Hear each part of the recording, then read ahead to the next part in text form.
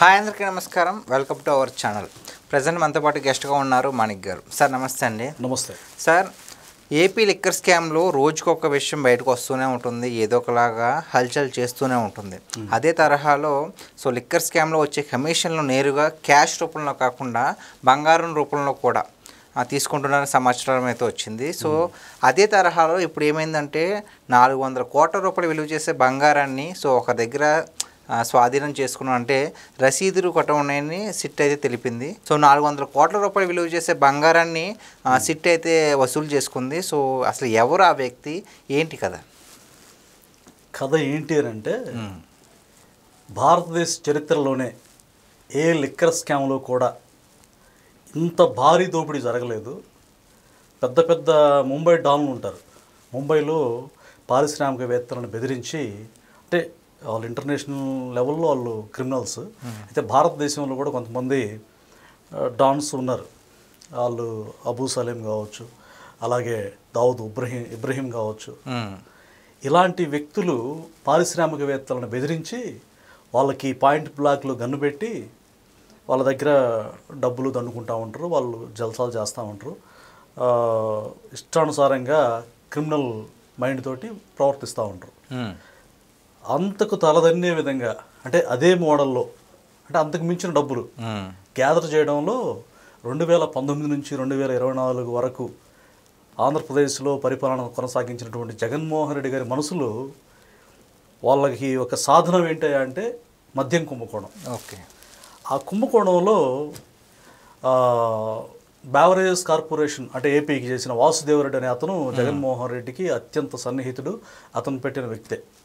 అయితే ఆ వ్యక్తి ఎప్పుడైతే కూటమి ప్రభుత్వం గెలిచిందో దానికి సంబంధించిన దస్త్రాలు, అంటే డాక్యుమెంట్స్ మొత్తం కూడా, రిజిస్టర్స్ మొత్తం కూడా మాయం చేసినటువంటి సమాచారం సిట్ అంటే దర్యాప్తు సంస్థ వెలుగులో తీసుకొచ్చింది ఆ విషయాన్ని. ఓకే. ఇంకొక తాజా విషయం ఏంటంటే, వీళ్ళు ఎవరైతే మద్యం కంపెనీలు, డిస్టిలరీలు ఉంటాయో వాళ్ళని బెదిరించి ముడుపుల రూపంలో వేల కోట్లు వసూలు చేయడంతో పాటు, మనకు డబ్బు అయితే వద్దు, ఇది డబ్బు కాకుండా బంగారం రూపంలో మనం సేవ్ చేద్దాం అన్నట్టుగా బంగారం టన్నుల కొద్ది, ఎవరైనా తులాలు లేక బంగారం కొంటారు, కానీ ఇక్కడ మాత్రం కిలోలు కిలోలు కిలోలు కిలోలు కొని బిగ్ బాస్, తాడేపల్లి బాస్ ఆయనకి చేరినట్టుగా సిట్ గుర్తించింది. ఓకే. అఫ్కోర్స్ త్వరలోనే ఆయన్ని అరెస్ట్ చేస్తారటువంటి సమాచారం సర్వత్రా మనకి తెలుస్తూ ఉంది. డెఫినెట్గా జగన్మోహన్ రెడ్డి గారే కింగ్ మేకరు, కింగ్ పిన్ అంటే ఇలాంటి క్రిమినల్స్ని. కింగ్ మేకర్ అంటే ఏదో మంచి వ్యక్తులను తయారు చేయడం కాదు, ఇలాంటి క్రిమినల్స్ తయారు చేయడంలో జగన్మోహన్ రెడ్డి గారు అందివేసిన చెయ్యి. చూడండి, ఇప్పుడు ఈ మోనికా బేడి విషయంలో కూడా, సినిమా యాక్టర్ మోనికా బేడి ఉంది కదా, ఆవిడ తెలుగులో కూడా కొన్ని సినిమాలు తీసింది. తాజ్మహల్, దేవదాసిని అనే సినిమా, అలాగే మోహన్ బాబుతో ఇంకో సినిమా ఏదో చేసింది. ఓకే. ఈ హీరోయిన్ కూడా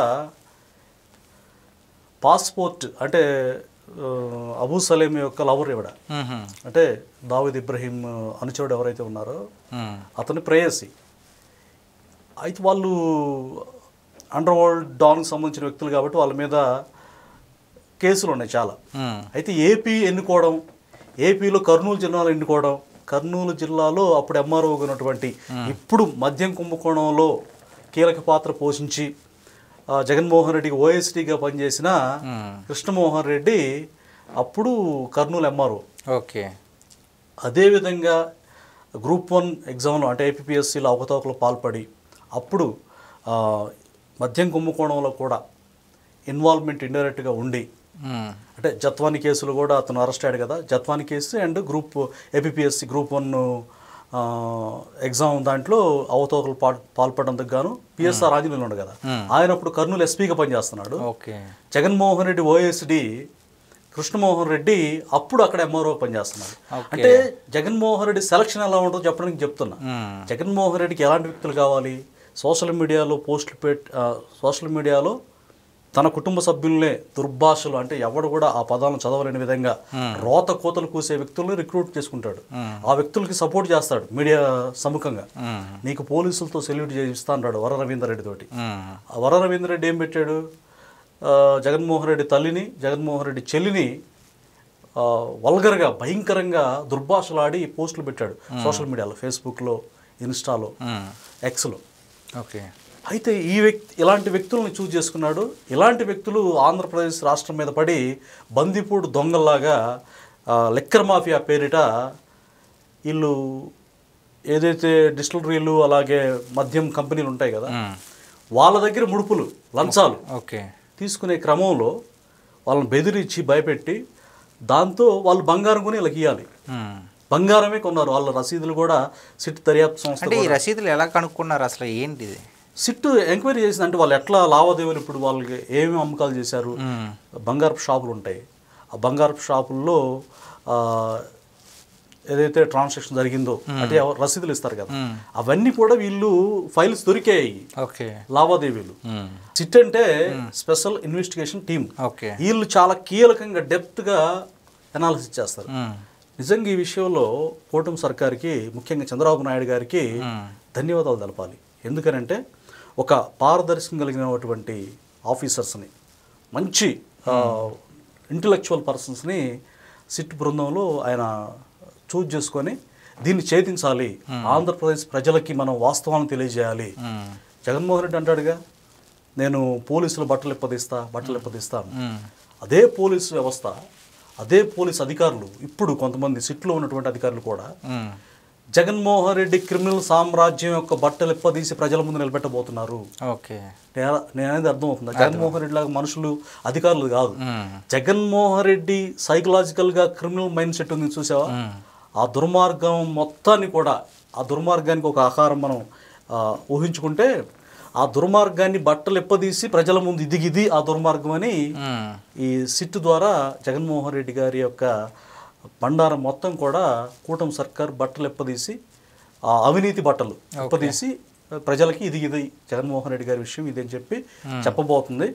మొన్న 11 వచ్చాయి కదా, 0 ఇచ్చి జగన్మోహన్ రెడ్డి గారిని జీవితాంతం జైల్లో పెట్టడానికి ప్రణాళిక ప్రజలు ఎప్పుడూ మెంటల్గా ఫిక్స్ అయిపోయారు. ఇప్పుడు ఈ మద్యకోణ కుంభకోణం ఎప్పుడైతే వెలుగులోకి వచ్చిందో, ప్రజలు కళ్ళు బయర్లు గమ్మి, అమ్మో జగన్మోహన్ రెడ్డి గారు అంటే ఇదా.